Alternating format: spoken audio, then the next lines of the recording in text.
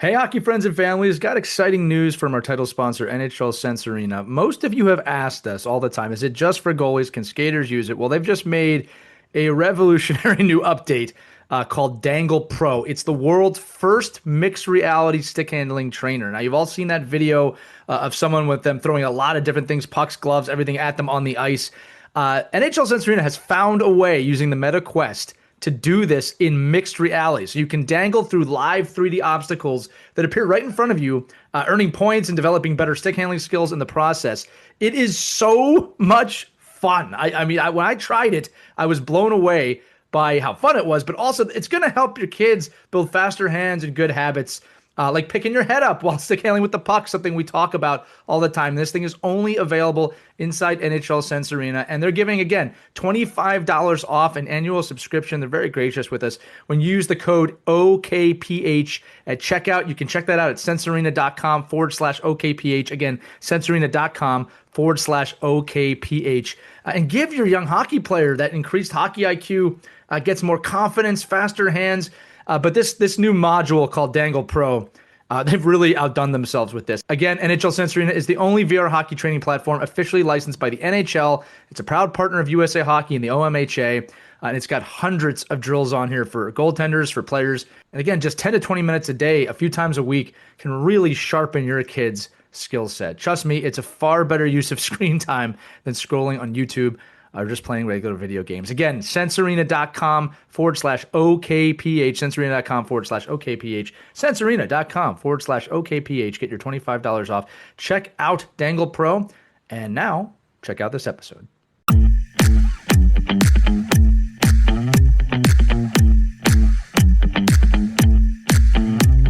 Hello, hockey friends and families around the world, and welcome to another episode of Our Kids Play Hockey. I'm Lee Elias, joined as always by Christy Cash, Anna Burns, and Mike Benelli. You know, we talk about hockey development a lot on the show. It feels like every episode we're saying hockey development. We always talk about how it's got to be fun, but you can't get away from hockey development. So today, we thought we'd bring in an NHL director of player development to help us discuss what this looks like at the pro level. That's what we brought in for you today. We're thrilled to welcome Riley Armstrong, director of player development for the Philadelphia Flyers, who was personally recommended to us by Flyers GM Danny Brière. That's not something you get to say every day. Riley's path from undrafted pro to bench boss to leading prospect development offers a masterclass in how players actually grow. So we're going to dig into his journey, why he chose coaching, and what really moves the needle for youth players, parents, and coaches, which is our primary audience, which is awesome. Riley, welcome to Our Kids Play Hockey. Awesome. Thanks for having me, guys. Great intro, too. I love it. Thank you, brother. I take a lot of pride in those. We try and do a good job. I know the audience appreciates it, too. They want to know who we're talking to, right? They want to know. Me too. So I always appreciate those. Yeah, this is like Mike's alarm clock on Monday morning. Who are we talking to? Riley, before we dive into everything you do in the NHL, let's just talk about your hockey journey and maybe the short version from your playing days to the moment you knew, you know what, I'm a coach, I'm a teacher, and that's the direction I'm gonna go in. What pulled you from the bench door to the whiteboard? I don't know. I think growing up, my mom was my dad played like senior hockey in Saskatchewan and bounced around a little bit in that. And my mom still is a figure skating coach and power skating coach since she was 18. So going on, 50 years. And my brother, my sister, and I, we just lived at the rink. Whether we were all figure skating, we were all had our hockey skates on and gear. But I think it's kind of my mom that most definitely kind of led me into that coaching path with everything that she's done. And I go to the rink, her office, and she's coaching, she's teaching kids, she's doing figure skating, power skating. She's running camps in the summertime for kids to teach them how to skate. And that's what I saw. I just see it constantly of like coaching, teaching, and then on the other side of it, just kids learning, parents learning. And I think that's what kind of drove me a little bit into that, coaching area after I was done playing. Yeah, Riley, you're probably still in the same, in the right era. And it sounds like your mom too, of, that back in the day, like that figure skating piece was such a huge portion of learning how to skate. I think right now we get hockey, I do a lot of work with the NHL and their learn to play program. And sometimes we just get kids, like we call them flippers and floppers, right? That they don't really have a core skating dynamic in place before they get the hockey stuff on. So could you just talk a little bit about, like, for a parent that's coming on new? I remember, like, when I grew up in a figure skating environment, right? So I grew up with coaches that taught moves in the field. That was like moves in the field, that was pre-power skating. That was how to use an outside edge, how to hold an inside edge, turn your body and hold your weight. And, it was really a figure skating piece. But can you talk a little bit about the influence of your mother and the figure skating community on kind of, building that base of skating because of the focus on your blades? Yeah. For myself, I think it's hard for a boy, a boy who's playing hockey to legit put on figure skates, wear the tight pants with, maybe some sparkles on them with like a shirt. And I did that. I did that from grade 3 to probably grade 10 is when I quit. Maybe right around grade 9, grade 10-ish area. But I was doing the competitions. I was traveling all over Western Canada, competing against other kids my age or older. And I think that takes a lot to do. Number one, kids are making fun of you, like pretty standard. You walk in a locker room, that's going to happen. But when you're really diving into like the skating part and understanding it, there's so many of these coaches now that they're skills coaches. They teach you how to shoot. Another guy teaches you how to stick handle. And parents get so drawn to that side of it that they don't go to the figure skating people in their youth area or their local area at the figure skating rink and say, I want to work with that coach to work on my skating, to understand everything, Mike, that you were talking about, the outside edge, the inside edge, how to forward skate, transition to backward skating, how to have your shoulders level as you're skating. A lot of kids fall down when they turn, and it's not because their skates aren't sharpened. It's because their upper body isn't held in a proper way. So they fall down. And then you see their parents at the Sparks machine after hit and play thinking it's their skates, so there's so many things that the skating part of it leads to like the stick handling, the shooting. Like if you can't skate in general, then your child's dream or aspirations of, playing junior hockey or college hockey or whatever it may be, go down quite a bit if you don't have that skating base within your game. Right. And that's a great point. A lot of parents are quick to blame the skates, the blades, rather than the skill. But I encourage any parent, if you have any doubt, just sit there and watch kids skating. And you can pick out the kids who've spent time honing their skills, their edges, their strides. You can see the difference. So getting that basic skating, learning that basic skating, great point, Riley, essential. Yes. The other part that I like drives me up the wall a little bit, and I think it's fun. I think it's fun for the kids. You see all those summer tournaments, right? And like every weekend a family's going out and they're spending, I don't know how much money it is to go to Toronto, Boston, St. Louis, Las Vegas, hotels, food for your family. Like personally, I would rather take all that money and I would go invest it. If I would call it an investment. I would invest it into my kid and pay for power skating lessons over traveling. I think it's a great experience, if you want to do a family vacation to Las Vegas while, your 2 kids playing in a tournament there. That's cool. But I see a lot of families, they're doing it almost every weekend. And, number one, I think it's good for a kid to have a break and also the mom and dad to have a break away from the rink. But number 2, you're putting so much money out there and it's kind of going into the wrong bucket that I would probably call it instead of, investing it in different areas. Yeah. Riley, you talk about this all the time. It sounds like, we could play this over and over, but can you maybe talk a little bit about like you're working with pro athletes in the same time, right? Like this is like, we're talking about youth players. And I think you met, we fall to like, oh, it's money. It's if I took that $1,500 I spent on last weekend's tournament and put it towards my kids, But I think at the pro level, it's really not about money. It's unlimited money. They can pay whatever they want. So would you say that for a parent to look at it as, like you're saying, an investment of their time? Like there's only so much time you have. If you give up, like I always use the example, like if a kid's going on a tournament and I'm training him, I'm probably losing Thursday training, probably losing Friday training. I'm losing Saturday training, Sunday training, and Monday they're exhausted. So when are you training? Like when are you getting traveling to go play 12 minutes of hockey somewhere in a different state, but instead of the time? And again, it's because I'm in Fairfield County, Connecticut. I mean, we're in the North here. Like for a lot of hockey families, money is not the issue, but it has to be time. Like when do you get your development? So you talk about a little bit like when you have a pro come to you, obviously, there's financial pieces, but you're training players with limited windows of time. You just talk about how important that is for a youth hockey player to use that time on their skating. Yeah.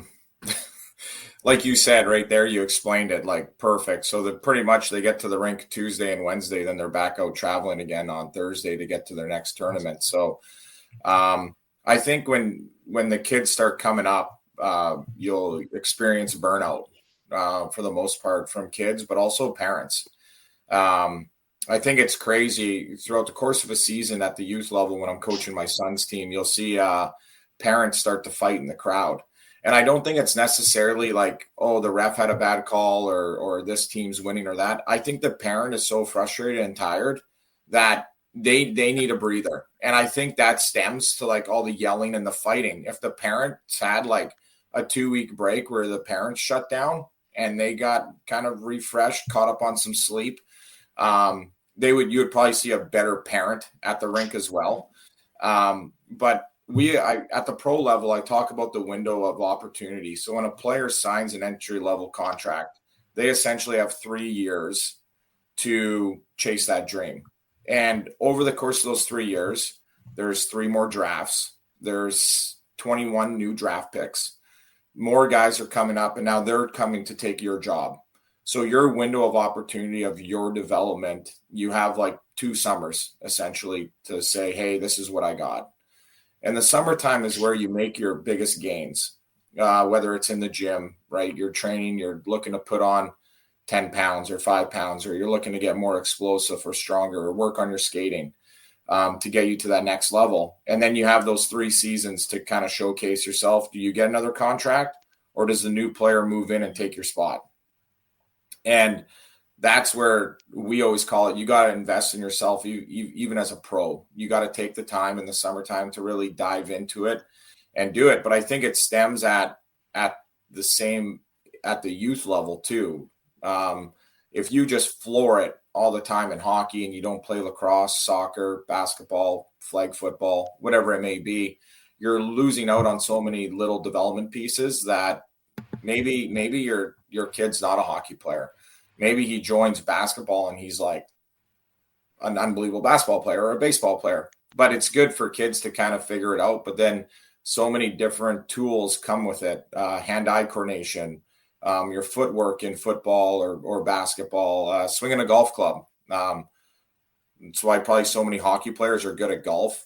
Danny, who mentioned me, Danny's a phenomenal golfer. But like a lot of it, like it goes in with what you're doing.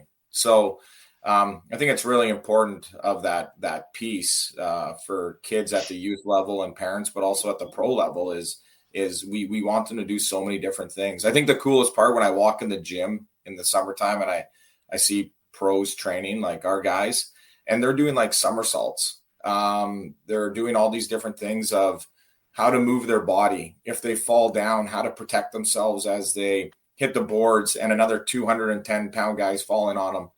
All that like little things that I think a lot of people don't realize that they do. Like you're looking over there, like this guy's doing a somersault on a mat, but they're working at different areas of their body. So it's pretty fun to watch. Right. I got to share a story because this just happened. My girlfriend, her son, 9 years old, all in hockey. This family is all about hockey. So his friend invited him out to the golf course. Hey, Donato, come with me, hit a couple of golf balls. I've got a pro who's working, 9 years old, and there's a pro who's teaching the kids. Donato picked up the golf Look, he hits the ball. He got a hole in No one. way. No way. Whole, He needs to the stop playing whole golf right place now, was Christy. buzzing. He made the paper, okay? Because no one could believe this little hockey kid on his first try, something golfers have dreamed about all their lives, right? And he's like, yeah, so what's next? So yes, parents, get your kids out there. They do make great golf players. But try something else. It might surprise you. Might even make the local press. I'll tell you what's next, Christy, is he's going to be chasing that hole in one for the rest of his natural life to try and do it again at that age. But no, listen, this is one of the funny things I like to talk about on our show is just logic and how there's an absence of logic in our sports sometimes. Logic that Riley just brought up, playing multiple sports. Riley, I think there's anything we've talked about ad nauseum on this show from a development standpoint, it's you have got to let your kids play other sports. And I actually think that message is being heard because I hear from people, if we let them play baseball, we let them try track and field. That's number one. I think this is also an apt time. I love that you come on here and talk about figure skating and all these things and invest money in that because people go, really? This guy has an NHL resume. His family has an NHL resume, right? He's got games on his resume, and he does this for a living at the top level. So, yes, if he says to do it, it's probably something you should do. You know, I also wrote on here, too, that I'm heavily involved in youth hockey now, right? I've kind of turned my coaching to that more than the high levels. The best skaters that I see from, we'll just say 8 to 15, almost all have done figure skating at some point, even if it was just a little bit. You just can't replicate that in only hockey. The other thing too, I wrote this down because people always ask me about private lessons, especially at the young. Where can I get private lessons? I say, find a figure skating coach and work on your skating because this is the truth, parents. And Riley, I want you to comment on this. There's, the hard skills in hockey, skating, shooting, passing, hockey IQ. Skating is really the only one. I know rollerblades exist, but there's really nothing like being on the ice and understanding that. That's why if you're going to invest time, is the most important thing. You can work on your hands off the ice. You can work on your shot off the ice. I'm not saying it's exactly the same, but those skills come from off-ice training. The skating portion of it, you just can't fully replicate without great coaching on the ice. So I wrote that down. So parents, especially the ones come up to me, hey, who should I talk to? Go find your local figure skating club and get your kid in there. And look, to tell them the story of Riley. I love that you said your kids made fun of me. Well, you've got NHL games on your resume, Riley. I think you won that argument at the end of the day when they ask you, how did it turn out? Well, let me tell you how it turned out. So I'm just saying that too. If you're going to invest, I just want to echo what you said, Riley. It's so important. Look to that side. And it doesn't mean there's not great hockey skating coaches too. I'm not dismissing that. Yeah. All right. I'm just saying that skating, man, we undervalue it. It's got to be 75% of your development at a young age, not 20, not 50. If your kid can skate at a young age, the other stuff will show up later on. If they can't skate when they're 18 and they have they have 150 mile per hour slap shot. There's a movie called Happy Gilmore you should go watch. All right? Because that predicts that. Anyway, go, Riley. That wasn't a question, but if you want to comment on that, I'd love to hear. Well, not only myself, but my brother as well, who I think he almost got 500 games. Yeah. He figure skated too growing up. It was kind of like if you lived in the house, you were doing both, figure skating, doing that. But I think when you look at the terms of like development, I think if you look at the way that Colby and I grew up, and Colby was more of like the natural gifted hockey player. He did all the things. He's skating with my mom. He's doing this, he's doing that, but he gets drafted to the Western Hockey League. And then he goes on, he's playing. I was never drafted. So I think right there, so many people value getting drafted now that the college landscape has changed. They put all the value into getting drafted into major junior. And then the following year is like the USHL draft. And then they value all that. And they put all their eggs in that basket. Like, I got to get drafted. I want to post it on social media. That's like number one thing that goes through, I think, everyone's head. So I was never drafted to the WHL. So at the time, I'm like, I think maybe college is my route. So I go to some WHL camps. I get cut. I'm playing AAA midget up in Saskatchewan, and I sign on with the team in the BC Junior League. And as I'm driving out there, I stop in to the Kootenay Ice, who are now the Wenatchee Wild. They've moved a couple of times now, but I stop in for training camp, and I made the team. So then I have to make a decision. Am I going to stay at the Western Hockey League at the age of 18, which is pretty old going into junior leagues, or am I going to go to the BC Junior League and then go on to college? And just having being from Western Canada, grew up watching the Saskatoon Blades. I was like, oh, I want to stay. Okay. So I stayed, and it was I think a risky move, because at 18, that's essentially my NHL draft year, coming out of, my first time playing junior hockey. And so I now, since I quit figure skating, I played 2 years or 3 years of hockey, full-time committed. And then I played for the Kootenay Ice, got traded in the expansion draft to the Everett Silvertips. And I played 2 years of junior hockey and then undrafted to the NHL and signed with San Jose.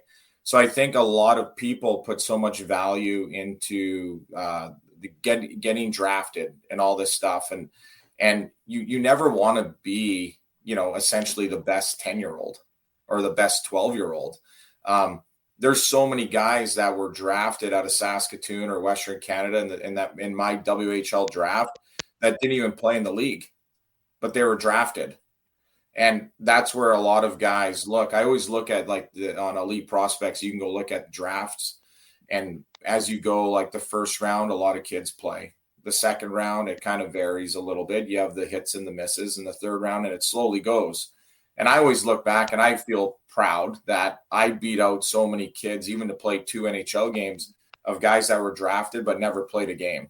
Right. And your path might wind and go up and down and everything, but the kids that continue to develop in the summertime, and my dad would always preach that to me, the summertime, you got to work in the summertime.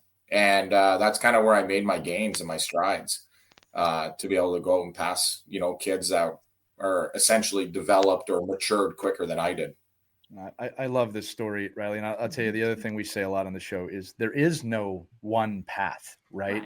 And I think a lot of people get the gold in their eyes of, like you're saying, the draft and getting drafted. And that is a path.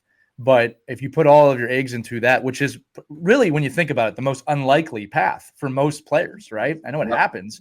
There are many paths to getting there, and a lot of it comes down to grit, determination, and the work that you put in. I do want to turn our story in reading about you and researching you. It seems like there was a pretty big moment, or maybe a series of moments, where you realized, hey, I'm a coach. I'm going to be a coach. Can you talk about that as a player, as you transition into a coach, and maybe the moment or moments that you realize that's the direction I need to go in? I think after. I would have been, I started to get old. The hockey's a young person's game. So when I got to be about 26, 27, and I started going over. Very old. Yes. I'm just teasing. Very old. Yeah. I kind of thought, after all of my experiences of playing in Germany, playing in Russia, playing in Finland, Sweden, every league has a different style. And coaches coach different in all these different leagues. And so I came back to the U.S. in my final year. I was playing for the Reading Royals. And I was already making phone calls to GMs around the league saying, hey, I want to be a coach. I think I have these values of, I've grinded in the ECHL, the American League, played in the NHL. I've played over in Europe. I know all these leagues. And I got a phone call from Mark Recchi with the Penguins after I quit playing, and asked if I would be interested in coaching the Wheeling Nailers. And so it kind of went from me playing to instantly stepping in and being able to coach. And I thought I was never heard of Wheeling before, in wanting to live there. I went there to play, but never to want to live. And it ended up being a great experience for my family, and I made some lifelong friends there. But I think it kind of goes for my mom. It was I always had that coaching in my mind of running youth camps and running hockey skill camps and all this. Like, I find value in that. You see kids getting better, but it also teaches me on how to break a skill down. If I get on the ice with Tyson Forster and Bobby Brink, and I'm like, hey guys, we're going to come in and we're just going to do this, little stick handle thing, and then we're going to shoot. Like, they'll pick it up after like 4 or 5 reps. But when you're talking to a 9, 10, 13-year-old, you have to break the skill down to like where your hands are on your stick, how your wrist moves, how much pressure you put on the puck, how your feet should be moving, your head's up, your hips go like this. So it makes you break the skill down that even talking to guys at the NHL level with those guys, it allows you to kind of like have those open discussions about, hey, how come I'm like, when I'm shooting, I don't feel like I'm getting it here. It's like, well, you're not moving your like hip, or you got to bring the puck in closer to your body and your feet have to move into this position to be able to do that. And then they're like, oh, and then you have that communication. I think a lot of people that watch an NHL player, they love to talk about the skill. Like, they want to sit there and like talk and break it down. And then their brain starts to move a little bit more. And they're like, oh yeah. Oh, okay. I understand that. Oh, I'm feeling it. And then they start to feel it a little bit more. And realistically, when you're playing the game, it's all about feel and touch and understanding how your body's moving. Do you think a lot of youth hockey coaches don't recognize that? They kind of gloss over those finer points. They'll get kids up. Here's the drill. Here's how you do it. And that's it. Without breaking it down. Yeah. That would make a huge difference. It does. It does make a huge difference. I think like the biggest part for me was even, my son was out in Mike Development, and the coaches are there at all the stations around the rink. And, they're going out and they're just ripping through these cones and then flicking the puck in the net. I was a big believer. So was my mom, was creating good habits. So if you're not the fastest skater, speed will come. But when you turn and you only turn with one foot on the ice because you can't get on your outside edge on your front foot as you're turning, that's going to hurt you as you get older. So I was a big believer in like, I don't care how fast you're going. I want you to be able to turn the proper way. I want you to be out of your body in a proper way. And if you're the slowest guy on the ice because you're 6, that's cool. I'm totally fine with that. But if you can't turn, and as your speed then picks up when you hit 12, 13, 14, how are you going to turn if you couldn't turn when you're going slow at 6? So those are like the areas that you got to really fine tune and break down and stay on top of. I'll tell a funny story here, Riley. Mike, Christy, you'll love this too. So again, I'm very blessed to coach a wide variety of teams. And one of them I get to coach is an elementary school team. And just for the audience, this is kindergarten through 4th grade. So that is a massive gap of age and ability. And so one of the things you have to balance is you have 6, 7-year-olds who really are learning to skate against potentially, AA, AAA, 3rd graders, 4th graders. And so one of the things we do is we talk about how they have to teach each other, right? And that's part of the leadership. And we really encourage the older kids to do this, but they can get restless. So last practice, talk about skating, it was mostly skating practice, kind of practicing what I preach. And so we did this 4-on-4 game, no sticks, just a gigantic kind of ball that I brought out. And it's funny how hard they skate when you don't put a stick in their hand. And you just tell them to pass this ball. And again, our audience will laugh at this because my pet peeve is young kids skating directly at a defenseman with their stick on the ice and the puck in front of them without protecting the puck. And it's funny, they had the ball and none of them did that. None of them, you didn't skate straight at the guy with the ball. You did all these amazing skating moves. And one of the kids came up to me kind of smiling. He goes, "Hey, when are we playing real hockey?" I said, "You just did. You just did."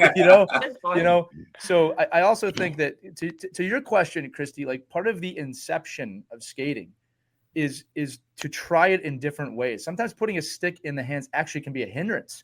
Yeah. And that when you focus on just the skating, all the skating drills I did at the start, no sticks. But I told them, I said, I want you to act like there's a stick in your hand. Yep. It changed the whole dynamic of edge work and stride work and understanding the mechanics. Suddenly there's no tripod to rely on. So I think that, Riley, too, to your point, like just being a little creative with these kids can really change it. And I also say too, Riley, I love that you said this. it's not about doing it as fast as you can. It's about doing it the right way as fast as you can, right? And sometimes that means going really slow just to get the mechanic down and then speeding up. So many kids want to be at the full 100% right away. And I said, we got to explain to them, you can do this slowly and build up. You don't go from A to Z overnight. It takes time. It takes a long time to cook a hockey player. So turning this into a question, sorry, I'm on a pedestal again. I have too much coffee in the morning. Riley, you talk about the minutia at the NHL level, right? And then also the macro at the youth level. You mentioned communication. Can you talk about maybe both pro and youth, how you communicate to a pro athlete the smallest of things? I read another great article about you about not even just on the ice, but skate size, lacing the skate, these little minute differences that players have. How do you communicate those? Do players give you any pushback, right? Are they like, my skate's fine? Yeah. Or is it kind of like everyone wants to learn and find a way forward? I think some guys, like at the NHL level, they've been doing a certain thing for a certain years, and they're like, no, it works for me, I'm going to stick with it. Some guys are open to trying new things. Right. On my son's team with the Lehigh Valley Phantoms 2015 team, everybody ties their skates a little bit differently, and that's just from me watching them skate. I find skates. So at the youth level, parents go out, they're like, my kid's going to wear the Flylight. Well, I think what a lot of things the parents don't realize is that the Flylight's a very stiff skate. So if your son is 60 pounds, he's not even bending the skate. He's essentially like not even getting ankle flexion or anything like that to become a good skater. So for myself, I bought all of my son's skates at Played Against Sports. And the reason why I did that was, number one, cheaper. And number two, the skate was already broken in. Right. So when he wore it, you could actually see him bending his ankle, bending his knee, bending his hips. When the skate is so stiff, you can't do it. And then you go to the NHL level. Now you're watching guys skate. And I don't know what they did growing up. Did they work with a figure skating coach? Do they have a power skating? Like, where are they at? So now I'm watching them skate. And I'm like, man, that guy could be a really good skater, but he doesn't even bend his ankle. So then I'm like, I go look at his skate. He has the laces cranked all the way together. It's as tight as possible. It's like he's in a cast. And then I'm like, hey, you should try like loosening your skate, lowering an eyelid, or like moving an eyelid, skipping an eyelid. And like, let's see how much more ankle mobility you have.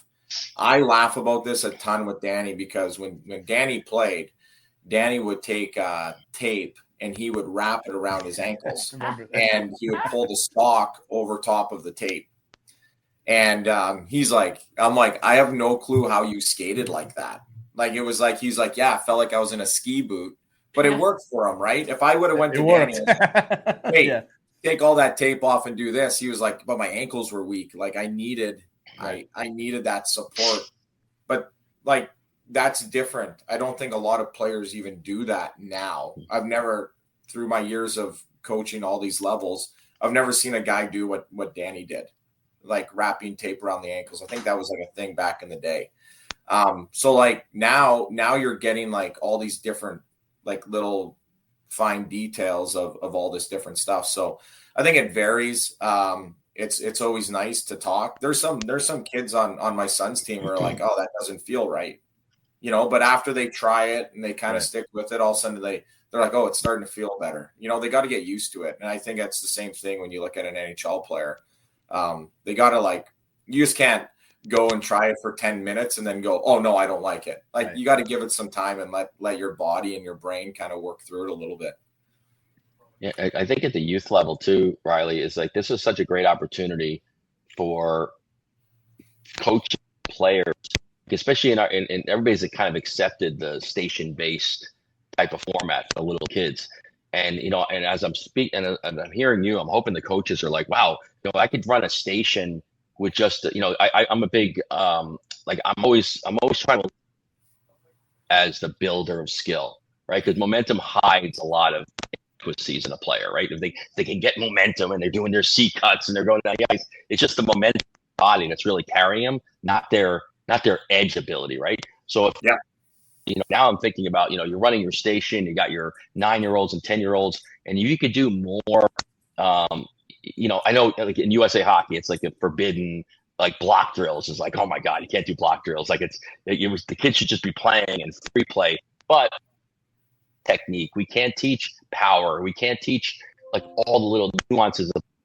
Certainly can't grab a kid and say, hey, listen, do me a favor, mom, go retie your skate this way, come back out again for the next part of the drill.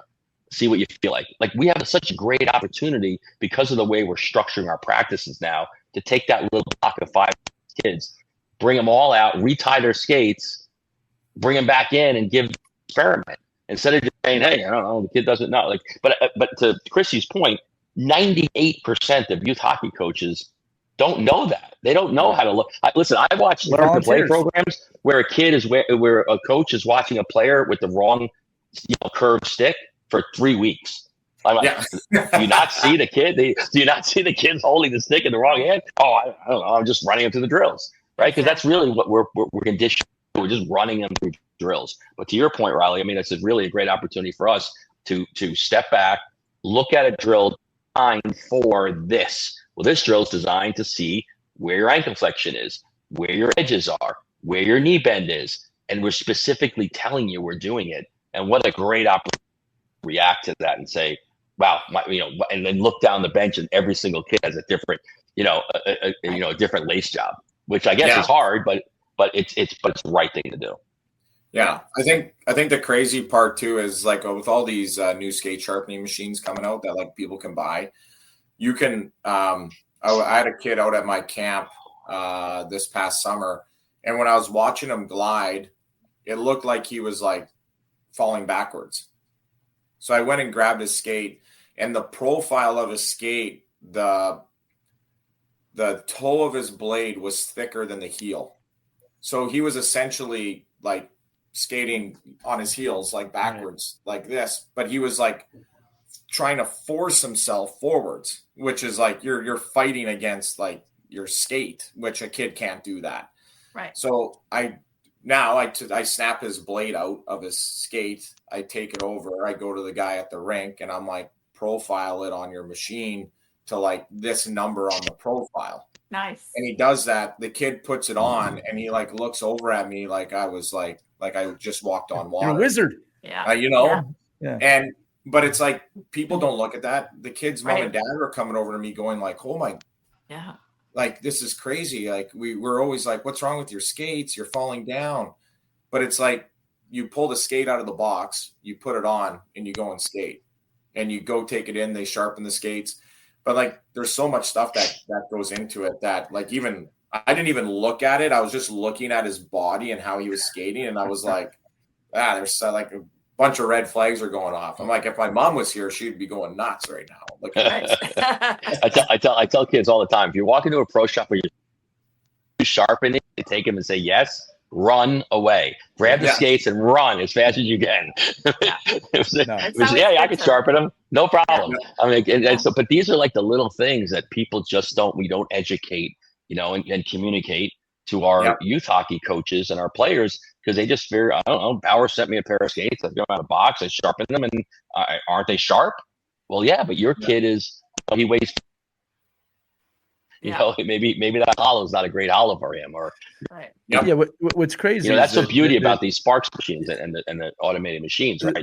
You can experiment all you want. And it's not hard to educate yourself. Like we're talking about the educate, like, and again, look, let's just give a real big shout out to all the volunteer coaches real quick. It sounds like we're kind of poo-pooing on you. We're not. You're volunteers. This is not your life, right? This is not what you spend at home. You're not schmucks like us where we sit home and read about this all day, right? But I will say this too, because I can hear the audience. Well, where do I get this education?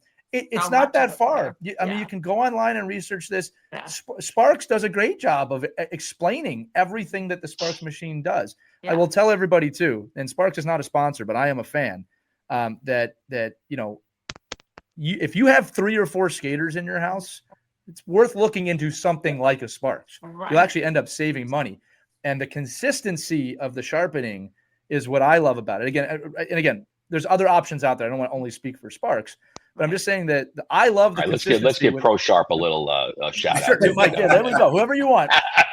What I love about your local pro shops, I got to give. Well, Riley, especially he's a European guy, so he would know. Like in Europe, it's like crazy, like that, That's how attuned they are to. Like they were way ahead of us on profiling and consistencies and the education around that. And I would say another place you could probably go to is a good podcast to find out about those things too. Right. Yeah. And your local pro shop. I gotta give them a shout out because my kids got to know the skate sharpening guy. Right. And he knew exactly how to cut they didn't even have to say anything because they knew exactly what cut worked for them. And take time to learn about it. They love educating parents about I talked about logic. You wouldn't drive your car with bigger wheels in the front than the back. You wouldn't drive your car with lopsided tires. You go to someone and say, hey, this doesn't feel right. But sometimes logic goes out the window. But Riley, you're just making fantastic points about recognizing that. And then, Mike, you made a fantastic point about at the youth level is the time to check it out, right? And Mike, I love that suggestion about, especially in the small area of there should be a skating area where maybe you're not working just on skating, but let's look at your like ankle flexion. Let's look at your just stance, and let's work on slow strides. I mean, like we do this all the time where we want to expose something, whether it's skating, whether it's the way you're shooting, whether it's where your hands are. If you could take that with a 10-year-old, we even do it with 15, 16-year-olds. If I'm in a station and I have like 4 or 5 kids, it's so much easier for me to teach than if I'm just running the 15, 18 kids through drills. I'm like, I don't have time to talk to them. Like there's zero way for me to extract them from the skill. Like I can't just stop them. Well, let's put a This is the hockey director's job, is to make sure that they're at least providing the education to the coaches at a youth level to make sure that they can provide that to their kids. And I think that's a serious part of the job. Now, I do want to ask this too, Riley. So again, I can hear our audience because I talk to them all the time in person.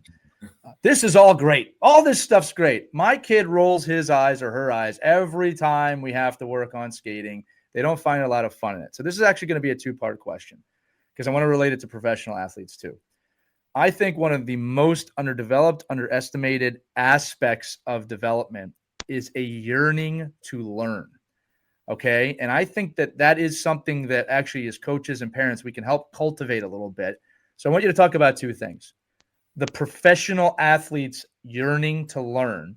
It's insanely competitive. I want the kids listening to hear about that because that's something you can do at a young age.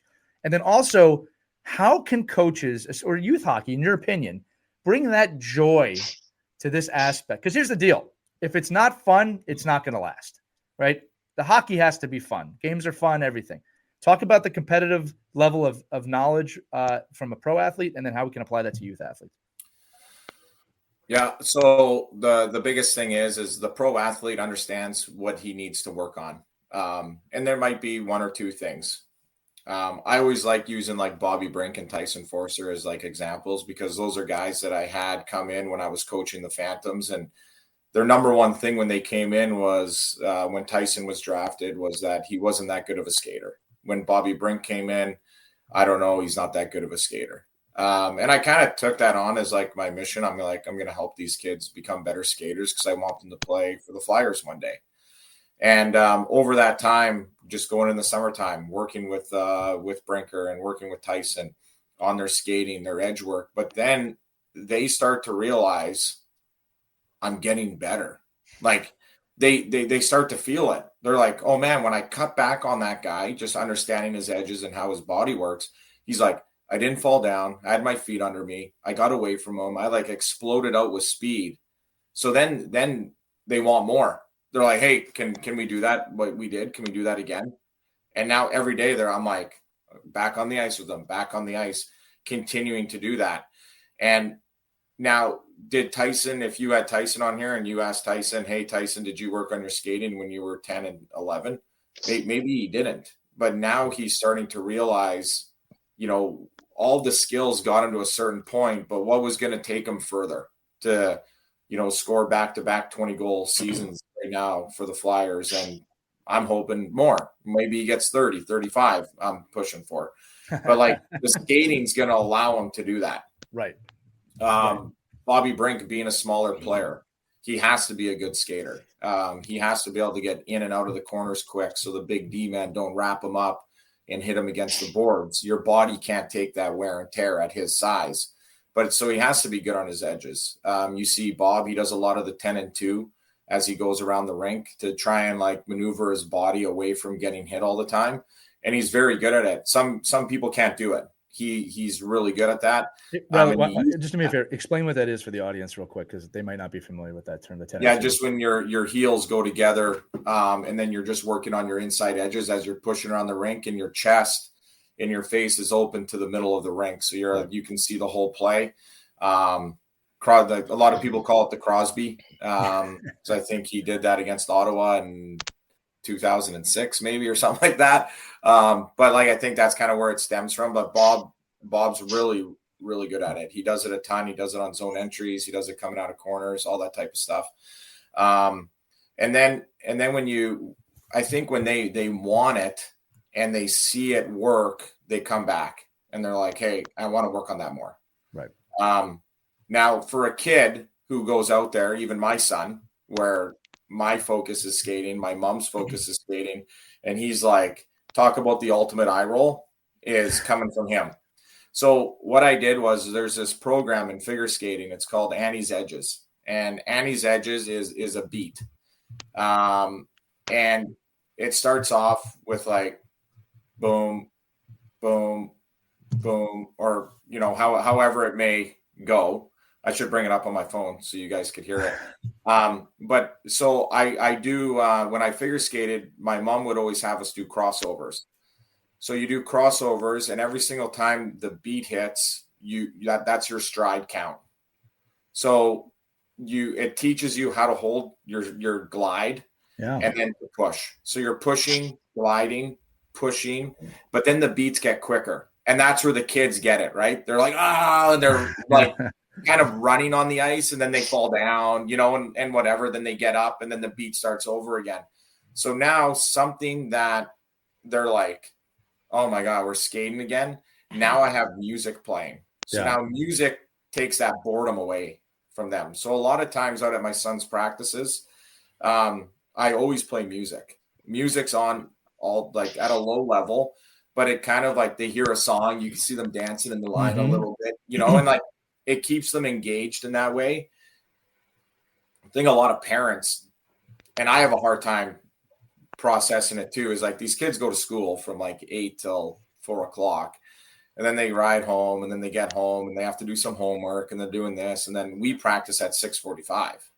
So we get out of there at 8:15. Now a lot of kids, they're like at 7:30, they're cooked. Like take me home, put me in the wrapper, I'm ready for bed.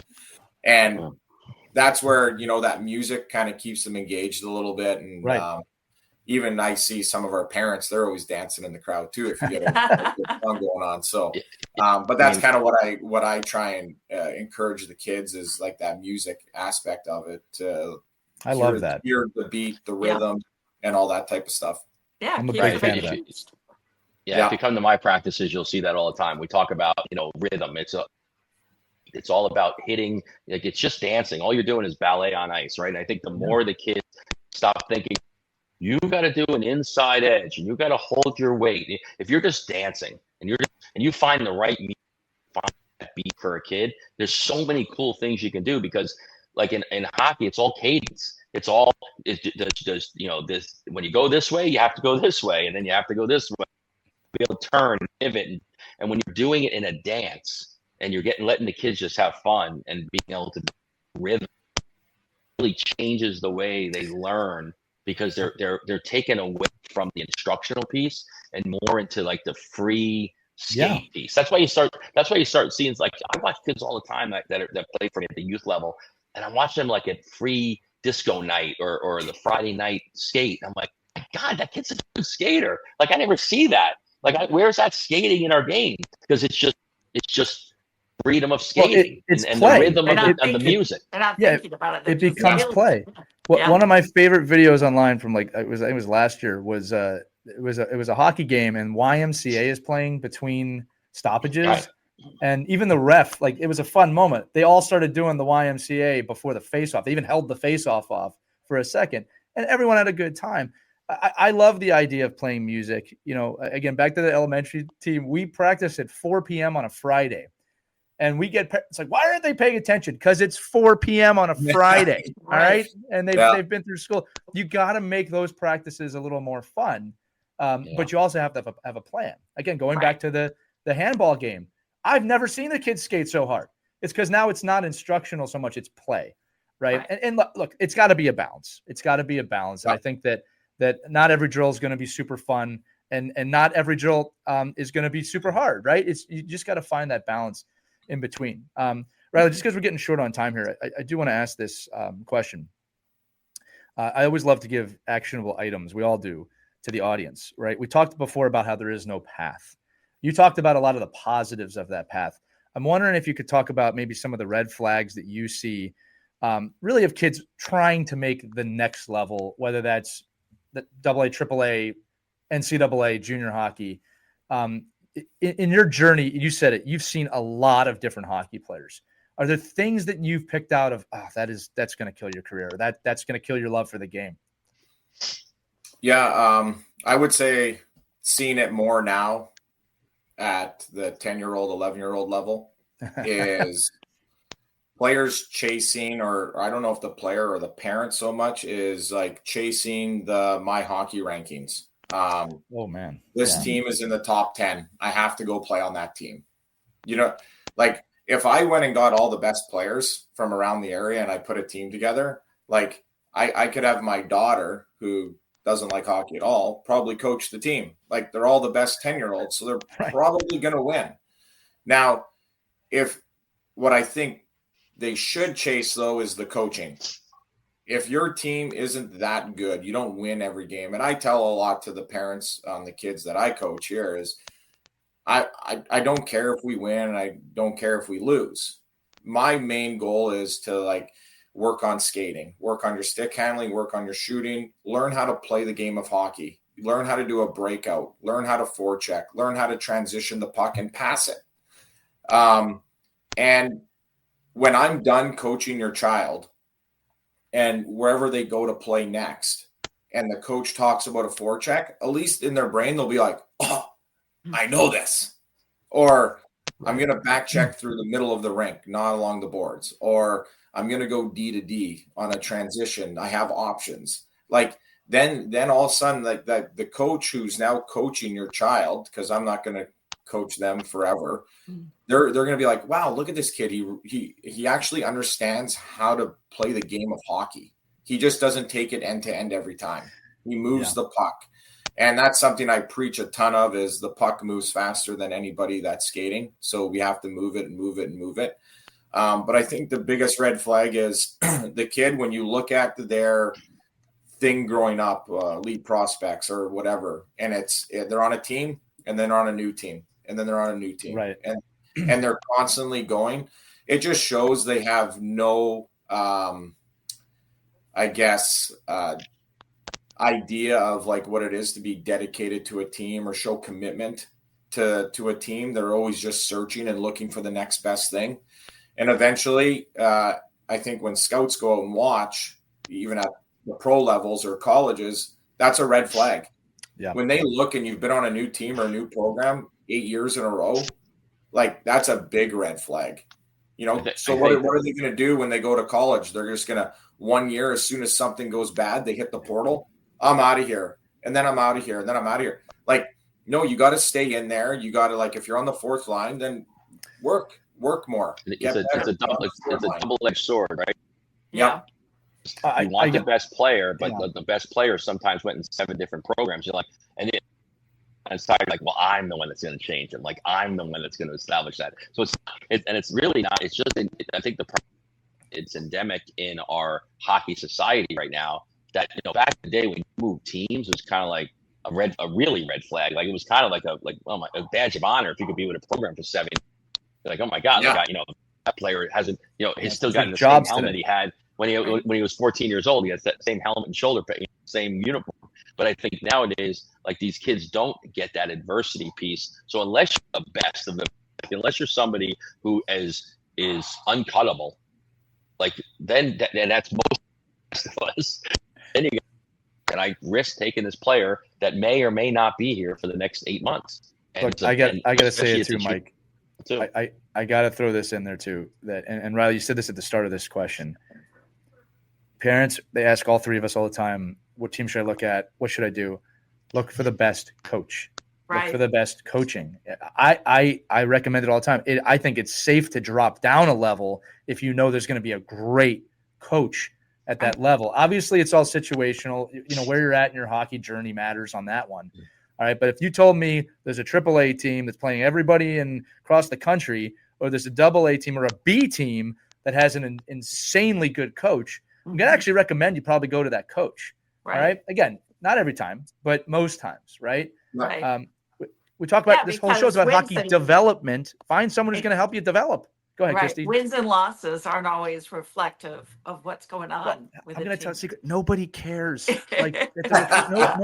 nobody cares. Yeah. I don't think there's ever a pro meeting or a high level meeting. It's like, oh, your team won 27 games last year. You're on the team. You made it. Yeah. Like no one does that. Kids and talk to the parents who say, my kid is such a better skater, he's such a better hockey player after having been coached by, so and so. So, do your homework, do your research, and chances are don't always look at what the scoreboard says, because you got to take a deeper dive and find out more about the coaching when you're picking out a team. I have a question for you, Riley, about slumps, because I just got this question from a hockey mom who's a little skittish about this season because they did so poorly last season. Her kid was in a slump, the team was in a slump, so she's a little apprehensive about this new season starting, and it's a fresh season. I try to tell her that anything can happen. But so how do you maintain positivity during slumps, and how do you get the kids to keep their energy level up when it seems like all the odds are stacked against them? Yeah, I think, you have slumps in two different ways, I guess. Looking at this question is you'd have a slump at the youth hockey level where I think if you establish off of the start that I don't care how many points you get, I don't care how many wins or losses you have, we're going to focus on just becoming a better hockey player. Then the pressure of I need to score a goal today, and then you don't score, and then all of a sudden you're like, oh man, I haven't scored, and then we haven't won. But if you take that out of it and you're like, hey, look at this, you did a really good job on the forecheck today, or look how hard you back checked, that was really good, and you focus on little positives like that, not like, oh, you should have scored there, oh, if you passed it to the kid over here, and if he would have scored, you would have had an assist. And then that kid's like, oh, if it goes to his buddy the next day, if you would have scored, I would have gotten an assist, and then you create that instead of just being like, hey, when you don't have the puck, what are you doing to get the puck back? Look at you here. You did a great job tracking. You lifted a stick. You got the puck. This is awesome. Next clip or next little video thing that you're looking at with your child. Now, at the pro level, when you're in a slump, players coming in, he hasn't scored a goal in 5 games. When a player's shooting a puck or making plays, they start to get their target starts to go smaller and smaller and smaller. So when you're on fire, you shoot the puck, it might hit the goalie and bounce in the net, and you're like, everything's going in. Right. But now you shoot it, and then you're like picking this little corner. Then the corner gets smaller, and now you're missing the net. And the biggest thing talking to the player is like, I want you to just shoot the puck, and every time you shoot it, you're going to hit the net. And eventually it's like a rebound pops off, you get the rebound, you score. The rebound pops off, your buddy puts it in. All of a sudden you get an assist even or a goal, your confidence just goes through the roof instantly. Like it's like you watch any player. A player who scores a goal or gets something in the first shift, watch them the rest of the game. Yeah. They're high stepping everywhere. They're pucks through their feet. They're doing this, doing that, things that you would never see. But it just kind of flows right into your game. The hockey gods are on their side. I'll say to this too real quick. When I coach coaches, and I want to make sure people understand, I'm talking about youth sports right now, not pro sports. When I coach coaches, I always remind them, you can define winning in 100 different ways. If it's only the scoreboard, I think you're making a mistake. All right. Especially in youth sports, winning is development. Riley, as you said, you accomplished something. You made a great play. You're learning. At the pro level, wins and losses do matter. Okay. But you can find a lot of different wins there too. But I'm not gonna sugarcoat it. Like, you got to win at the top level. The other thing I wanted to say, just kind of in closing, Riley, that you brought up, to all my youth coaches out there, right? Remember, you're not just coaching this year's team or this year's player. You're coaching who they're going to become next year and the year later. Riley talked about it so wonderfully with Bobby Brink and Forrester about this season and next season and the season after that. And I know as youth coaches, we don't always seem to have everyone for 4 or 5 years at a time, but you still need to coach them for the future, right? And I love telling the story about the team I coached last year, AA team. We didn't win a lot of games. These kids work so hard, and they're all succeeding this season, and I'm not coaching any of them. And, I love that for them, right? Because we really put an emphasis on, we're really coaching these squirts to be great peewees next year, right? Yep. You got to have that macro view as a coach. If it's only about wins and losses at youth sports, any sport, I'm telling you, you're doing a disservice to those kids. All right. Winning is great. Winning is awesome in terms of championships, but the biggest win is those kids getting better. All right. This is not campy to me. I take this really seriously. All right. And Riley gets paid to do it. All right. At the highest level. Riley, this has been a fantastic episode. You're a busy man. For those of you listening, the NHL season starts a couple days from when we're recording this, and Riley took some time out from his busy schedule to be here today. So we really appreciate you coming on, man. Yeah, no problem. I appreciate it, guys. Thanks for doing the podcast. I think it's great for new families joining the sport. Always trying to grow the game as much as possible. So thanks for doing this. I think it's well known out there now. I've heard a lot about you guys, especially on the East Coast here, and growing. So yeah, it means a lot. I think it's great, and we need more of it. We need more kids to sign up and keep playing the game. Well, Riley, tell your friends to come on the show. You've got powerful friends now. All right, that's going to do it for this edition of Our Kids Play Hockey. Riley Armstrong, fantastic guest. For Christy Cash, Anna Burns, for Mike Benelli, I'm Lee Elias. Remember, email us, team@ourkidsplayhockey.com. If you have any questions about your coaching development, your development, hockey in general, we'll take them. Or click the link accompanying this episode in the show notes, and you can text us directly anything you want to hear about. All right, have a great one, everybody. Skate on, have fun, and we'll see you in the next Our Kids Play Hockey. We hope you enjoyed this edition of Our Kids Play Hockey. Make sure to like and subscribe right now if you found value wherever you're listening, whether it's a podcast network, a social media network, or our website, ourkidsplayhockey.com. Also, make sure to check out our children's book, When Hockey Stops, at whenhockeystops.com. It's a book that helps children deal with adversity in the game and in life. We're very proud of it. But thanks so much for listening to this edition of Our Kids Play Hockey, and we'll see you on the next episode.